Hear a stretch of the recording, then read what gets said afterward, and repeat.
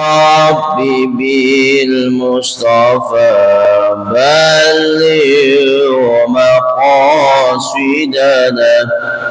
واغفر لنا ما مضى يا واسع الكرم. Assalamualaikum warahmatullahi wabarakatuh. Bismillahirrahmanirrahim. Alhamdulillahi rabbil alamin. Wassalatu wassalamu ala sayyidina Muhammadin wa ala alihi wa sahbihi ajma'in. Subhanaka la ilma lana illa ma 'allamtana innaka antal alimul hakim. Rabbi shrah li sadri wa yassir li amri wahlul 'uqdatam min lisani yafqahu qawli. Amma ba'du. Sebelum kita mulai, kita bacakan suratul Fatihah dengan niatan tawassul kepada Kanjeng Nabi, para sahabat dan keluarganya, serta para tabi'in dan para ulama.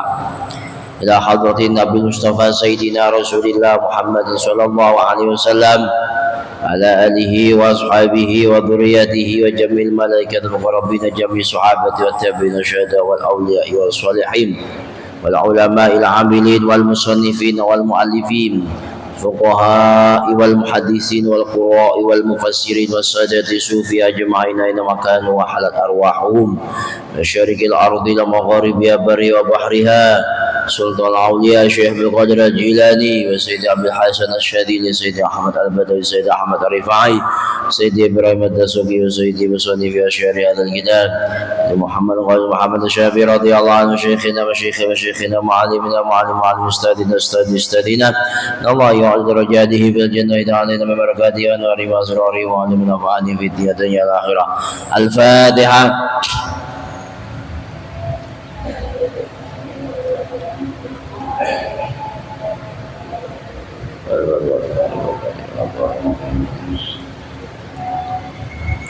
Bismillahirrahmanirrahim. Para hadirin, para hadirat sekalian, kaum muslimin, kaum muslimat rahimakumullah. Alhamdulillah, kemarin kita sudah membahas tentang di antara keutamaan bulan Ramadan, bahwa di dalam bulan Ramadan ini ada 5 perkara yang oleh Allah hanya dikasih untuk umat Nabi Muhammad SAW, tidak dikasih kepada umat selain kita. Yaitu yang pertama adalah khalufu famis shaim adyabu indallah min rihil miski, bahwa bau mulutnya orang puasa karena dia menahan lapar, menahan haus, bau mulutnya itu lebih disukai di sisi Allah daripada baunya minyak misik. Yang kedua adalah wa tastaghfiru lahumul haitan fil bahr, dimintakan ampun kepada Allah oleh ikan-ikan yang ada di laut sampai dia kemudian berbuka. Dimulai subuh sampai maghrib, ikan-ikan di laut itu sibuk membacakan istighfar untuk orang-orang yang berpuasa. Dalam satu riwayat, bukan hanya ikan-ikan yang ada di laut yang beristighfari orang yang puasa, tapi juga para malaikat. Wa tastaghfiru lahumul malaikah, dimintakan ampunan oleh para malaikat untuk orang yang puasa kepada Allah Subhanahu wa taala. Yang ketiga, wa yuzayyinullahu azza wa jalla kulla yaumin jannata. Allah senantiasa menghiasi surganya setiap hari di bulan Ramadan. Jadi mulai awal Ramadan sampai nanti di akhir Ramadan, Allah itu bersiap-siap menghias. Jadi seakan-akan mau menjamu tamu yang agung. Padahal kita kan masih di dunia, surga sibuk. Nah, maka dalam satu riwayat dikatakan orang yang meninggal di dalam bulan Ramadan ini termasuk tandanya husnul khotimah. Ya, meskipun tidak bisa dibalik. Oh, berarti kalau orang itu meninggal di Ramadan pasti orang baik. Belum tentu. Tergantung bagaimana dia semasa hidupnya. Cuman di antara tanda dia itu matinya mati baik itu adalah wafat saat bulan Ramadan. Kenapa? Karena saat Ramadan Allah sedang menyibukkan diri menghiasi surga-surganya. Jadi surganya yang macam-macam itu, ada surga Firdaus, surga Aden dan sebagainya, itu dihiasi semuanya oleh Allah. Sampai dikatakan yushiku ibadi as-salihun ayyulqau anhum al-ma'unatu wa yasiru ilaiki. Hampir-hampir hamba-hambaku yang soleh, mereka itu bersusah payah, mereka itu capek-capean, rela tidak makan, rela tidak minum, rela meninggalkan apa-apa yang dimurkai oleh Allah saat bulan Ramadan untuk meraih engkau wahai surga.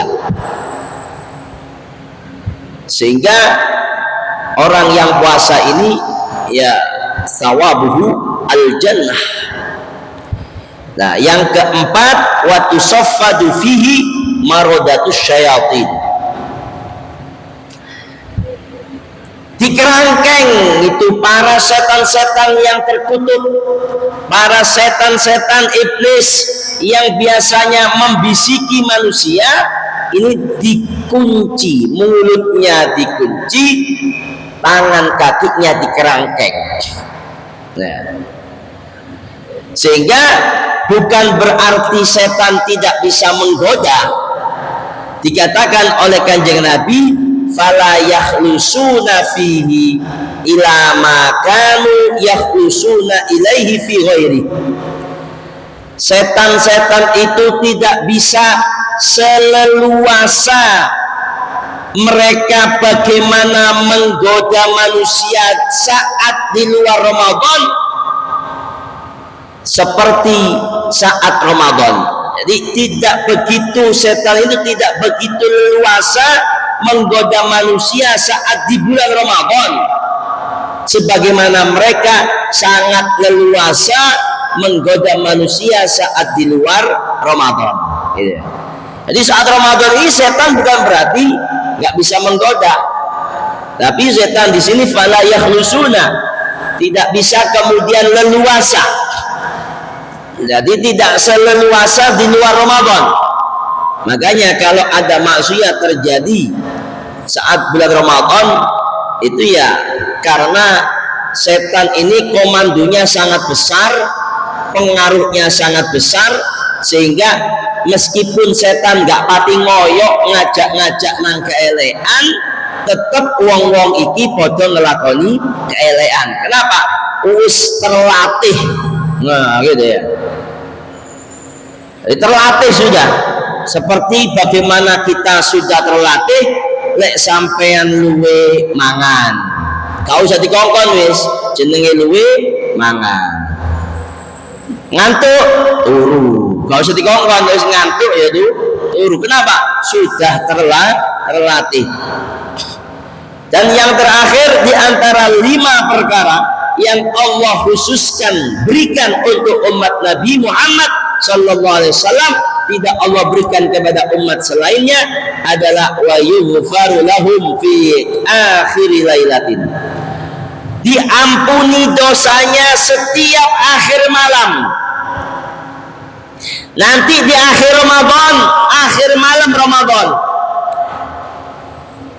ini diampuni dosa-dosa orang yang puasa, diampuni dosa-dosa umat Nabi Muhammad.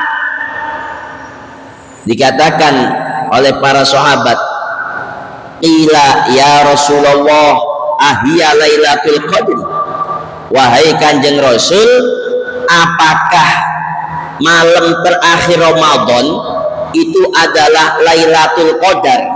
Kok bisa kita semua dosanya diampuni? Kata kanjeng Nabi, lah, bukan. Lailatul Qadar ada tempatnya sendiri. Maksudnya saya diampuni dosa seluruh umat Nabi Muhammad di akhir malam Ramadan, itu seperti perumpamaan orang yang bekerja. Walakinnal amila, akan tetapi orang yang beramal, innama yuwaffa ajrahu, bagaimana mereka diberi gajinya, idza qada amalahu, jika telah menyelesaikan pekerjaannya. Seakan-akan kita ini melakukan ibadah di dalam bulan Ramadan, entah itu puasanya, entah itu zikir-zikirnya, entah itu qiyamul lailnya, dan semua macam fardu-fardunya, seakan-akan kita ini adalah bekerja untuk Allah, bekerja lillahi ta'ala. Sehingga saat di akhir malam Allah kemudian memberikan pahala yang besar untuk orang yang bekerja saat Ramadan tadi. Dengan apa? Dengan diampuni seluruh dosa-dosanya. Sehingga begitu keluar dari Ramadan, kharaja kayaumi waladathu ummuhu, dia keluar dari Ramadan seperti di mana hari, ya, seperti hari di mana dia baru dilahirkan oleh ibunya. Berarti apa? Masih bersih, tanpa noda, tanpa dosa. Ini diantara keistimewaan bulan Ramadan.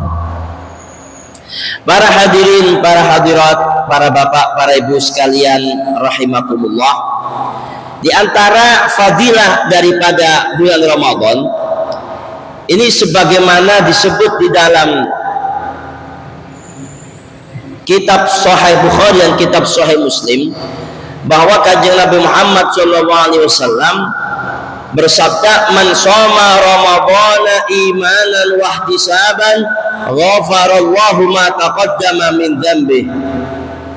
Barang siapa yang berpuasa Ramadan imanan, dengan penuh keimanan, wajib ini, karena yang diwajibkan puasa, yang kena khitabnya puasa itu adalah ya ayyuhalladzina amanu. Berarti apa? Dia akan betul-betul la'allakum tattaqun, asalkan dia betul-betul beriman dan kemudian melakukan ibadah puasa. Wahtisaban, dan selalu mengharap pahala, mengharap balasan dari Allah Subhanahu wa taala. Maka kata Allah, maka kata kanjeng Nabi, Allah akan mengampuni dosanya yang telah lalu dan yang akan datang. Waman qama lailatul qadri imanan wa ihtisaban, barang siapa yang melakukan qiyam, beribadah saat malam Lailatul Qadar dengan penuh keimanan dan juga mengharapkan pahala dari sisi Allah, sama ghufira lahu ma taqaddama min dzambi, dosa-dosa yang pernah dikerjakan olehnya Allah hapus, Allah maafkan, Allah ampuni. Sehingga betul kata Rasul sallallahu alaihi wasallam dalam satu riwayat, kanjeng Nabi itu pernah mengumpulkan sahabat, ya, wahai para sahabat, ayo kumpul. Oh, apa itu kemarin disuruh kumpul semuanya, berarti ada berita penting. Akhirnya kanjeng Nabi di masjidnya, jadi masjidnya kanjeng Nabi itu ada mimbar, mimbarnya dari kayu juga, sama dengan ini dari kayu nih. undak-undakannya juga 3 ya. 1, 2, 3, tapi nggak pakai belok ya, langsung naik langsung, nggak pakai belok. Ini kan belok Mas ya tapi tidak apa-apa. Jadi 3 tangga. Lah Kanjeng Nabi saat para sahabat sudah kumpul semuanya, Kanjeng Nabi ini kemudian mau ke mimbar, mau naik pertama, Kanjeng Nabi bilang amin. Naik yang kedua, Kanjeng Nabi juga bilang amin. Naik ketiga, Kanjeng Nabi juga bilang amin. Akhirnya kemudian Kanjeng Nabi khutbah atau berpidato, pengumuman pentingnya saat itu. Tapi para sahabat tetap iskal, terheran-heran, kenapa ya tadi kok tiba-tiba Kanjeng Nabi nggak biasanya naik amin, naik lagi amin. Nah ini kemudian setelah selesai khutbah, setelah selesai pidato, begitu kemudian ramah tamah, ada para sahabat yang memberanikan diri tanya kepada Kanjeng Nabi, ada apa engkau wahai Kanjeng Nabi, kok tumben-tumbenan begitu naik 1 kaki engkau bilang amin, naik lagi amin, naik lagi amin sampai 3 kali, ada apa gerangan, kok gak biasanya? Nah akhirnya kemudian Kanjeng Nabi dawuh, sebelum saya naik tadi malaikat Jibril mendatangi aku dan kemudian tiba-tiba menyuruhku, ya Rasulullah, wahai Rasulullah, aminkan apa yang aku ucapkan. Ya saya gak banyak tanya, saya harus menuruti apa yang diucapkan oleh malaikat Jibril, ya saya amini. Apa kata malaikat Jibril? Yang pertama, malaikat Jibril mengatakan, barang siapa yang nututi bulan Ramadan tapi kok dia keluar dari Ramadan tidak diampuni dosanya oleh Allah, maka dia akan semakin dijauhkan dari rahmat Allah dan wajib masuk neraka. Naudzubillah. Nabi Muhammad kemudian bilang amin. Tuh, sing donga malaikat Jibril, rajane malaikat, sing ngamini Kanjeng Nabi Muhammad, rajane para nabi dan rasul. Wallahu a'lam ini. Semoga kita nggak termasuk orang yang masuk neraka itu. Tapi sebenarnya asalkan kita betul-betul berusaha di dalam bulan Ramadan ini, ya sing wajib-wajib tok wis. Kalaupun sunnah nggak kuat nggak apa-apa. Wajib-wajib tok puasanya. Kemudian apa namanya itu, sholat 5 waktunya. Nggak bisa jamaah sendirian nggak apa-apa, jangan sampai ditinggal. Yang wajib-wajib saja. Oh misalnya mencari nafkah. Nah ini lagi, orang yang mencari nafkah yang memang satu-satunya gantungan dia bekerja itu hanya kerjaan itu saja, maka dia boleh mokel dalam ketika puasa dengan catatan. Jadi begini, orang yang kerja saat Ramadan tidak bisa ditunda kerjaan itu. Kalau malam bagaimana? Oh nggak bisa, harus pagi, harus siang misalnya, ya nggak bisa ditunda. Yang kedua, satu-satunya pekerjaan yang membuat dia itu menafkahi keluarganya untuk makan sehari-harinya adalah pekerjaan itu.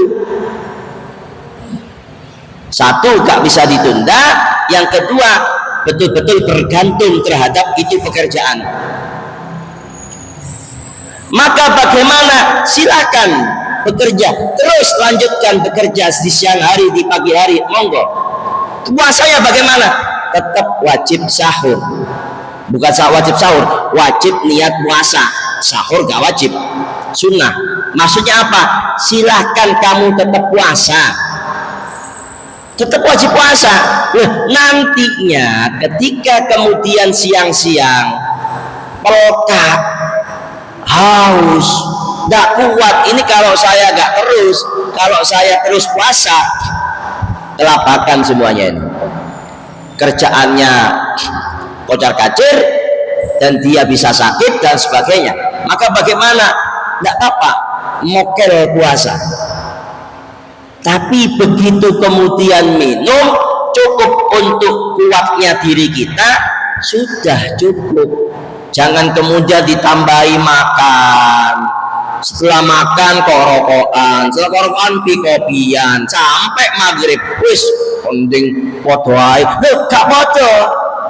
Lek sampean misalnya mulai awal poso, begini aja, kita puasa niat mulai malam sebelum subuh, kita niat puasa wis. Subuh kita dianggap puasa sampai mokel, pahalanya masih ada, nggak hangus. Kok kemudian kita ada udzur, misalnya wanita yang haid, mulai pagi puasa, hampir maghrib haid, berarti apa? Puasanya dari tadi secara fikih tidak sah. Tapi apakah hangus pahalanya? Tidak. Innallaha la yudhi'u ajral muhsinin. Sesungguhnya Allah tidak akan menyia-nyiakan pahalanya orang yang berbuat baik. Gak ada yang sia-sia. Wah, percuma. Gak ada percuma indallah itu. Sekecil apapun niat baik kita diganjar oleh Allah Subhanahu wa ta'ala. Jangan kemudian kita meremehkan, podo-podo ngono gak usah poso mesti satu. Beda. Kalau kita misalnya puasa mulai awal, kemudian karena kepepet, karena ini pekerjaan satu-satunya kita, karena ini kemudian kalau nggak minum, kalau tetap puasa maka nggak efektif lagi, maka dia boleh mokel. Setelah mokel dia tetap kemudian menahan diri dari kemudian makan puasa, tetap meneruskan puasanya. Memang dia wajib qadha, Pak. Wajib qadha karena dia tidak puasa, wajib qadha di lain hari, tapi dia tetap dapat pahala, bahkan double pahalanya. Double pahalanya apa? Pahala puasa. Yang kedua, pahala mencari nafkah. Thalabul halal itu hukumnya fardhatun, wajib banget mencari hal yang halal, mencari harta halal, mencari makanan halal, wajib. Yang dituntut untuk kita ini kerja, bukan kemudian kaya. Kerja apapun asalkan halal akan menghasilkan harta yang halal, untuk kemudian harta yang halal diberikan makanan yang halal. Itu kewajiban kita. Kok misalnya hasilnya nggak sesuai dengan apa yang kita harapkan, ya yang ngasih itu kan Allah, yang nyuruh kita kerjakan Allah. Maka sekali-kali jangan kemudian kita berpikiran yang ngasih uang itu adalah kerjaan kita. Lek nggak kerja gak mangan, keliru. PT manuk sapi gak kerja yo mangan, sing ngei mangan Allah. Kita suruh usaha, disuruh usaha, hasilnya minta kepada Allah. Makanya kerja zahir monggo, tapi jangan lupa kerja batin. Jadi setiap manusia, setiap orang Islam itu harus punya amalan khusus untuk melancarkan rezekinya. Wajib itu. Kerja memang anjuran, memang perintah. Cuman apakah kemudian kerjaan itu satu-satunya yang bisa membuat kita kaya? Jangan kira. Apalagi dalam riwayat An Salman radhiyallahu anhu qala khatabana Rasulullah sallallahu alaihi wasallam fi akhir yaumin min Sya'ban, saat akhir Sya'ban. Ini ada 3 tips ya, yang harus kita perhatikan saat Ramadan ini. Dawuh Kanjeng Nabi, man taqarraba fihi bi khoslatin minal khair kaman adda faridatan fi ma siwa. Orang yang melakukan pendekatan kepada Allah dengan satu macam kebaikan saat di bulan Ramadan ini diganjar seperti melakukan pahalanya itu seperti melakukan satu kewajiban, satu kefarduan. Jadi kita sholat sunnah saat Ramadan itu pahalanya seperti sholat fardu. Waman adda faridotan fihi, dan barang siapa yang melakukan satu kefarduan saat bulan Ramadan, karena kaman adda sab'ina faridotan, maka dia seperti melakukan 70 kali kefarduan fima siwahu, di selain Ramadan. Ini ya, satu sholat sunnah pahalanya seperti sholat wajib. Satu sholat wajib dilakukan pahalanya 70 kali lipat. Ada satu tip supaya setiap apa-apa yang kita lakukan, meskipun itu adalah perkara yang sunnah, tapi pahalanya tetap 70 kali lipat. Bagaimana? Nadari. Misalnya setelah ini ada sholat maghrib ya. Setelah sholat maghrib ada namanya sholat sunnah ba'diyah maghrib. Nah, monggo coba ya. Kita coba ya. Saya panjenengan semuanya bernazar, ya Allah, saya nazar nanti ba'da maghrib saya sholat sunnah ba'diyah maghrib. Nah, dari mulai sekarang guys. Maka begitu nanti ba'da maghrib kita sholat sunnah ba'diyah, maka 2 rakaatnya sama dengan 70 kali lipat sholat fardu. Kenapa? Karena ibadah yang dinadari awalnya sunnah menjadi wajib. Karena sudah jadi wajib dilakukan saat Ramadan, pahalanya 70 kali lipat. Luar biasa. Sholat taraweh, ya Allah, saya nadar nanti akan sholat taraweh. Saat kita mau datang ke masjid barusan ini, mau melangkahkan kaki masjid, dari rumahnya sudah niat, ya Allah, saya mau nadar iktikaf di masjid sampai maghrib. Dinadari. Saya tadi sebelum berangkat nadar, ya Allah, saya nadar nanti iktikaf di masjid sampai maghrib. Begitu saya masuk, iktikaf saya sekarang di sini hukumnya fardu. Kalau sudah fardu dilakukan di Ramadan 70 kali lipat, Pak. Nah, inilah bedanya kita tahu dengan yang nggak tahu, ini bedanya. Kalau satu perkara yang sunnah, yang tatawu, pahalanya seperti 1 kali kefarduan, tapi 1 kefarduan 70 kali lipat. Nah, luar biasa gitu. Ya Allah, nadar kok mari sholat maghrib aku tak moco istighfar ping 3. Moco istighfar ping 3. Maka astaghfirullahaladzim yang kita baca itu adalah kefarduan yang pahalanya 70 kali lipat. Ini satu tips. Semoga manfaat. Al-Fatihah.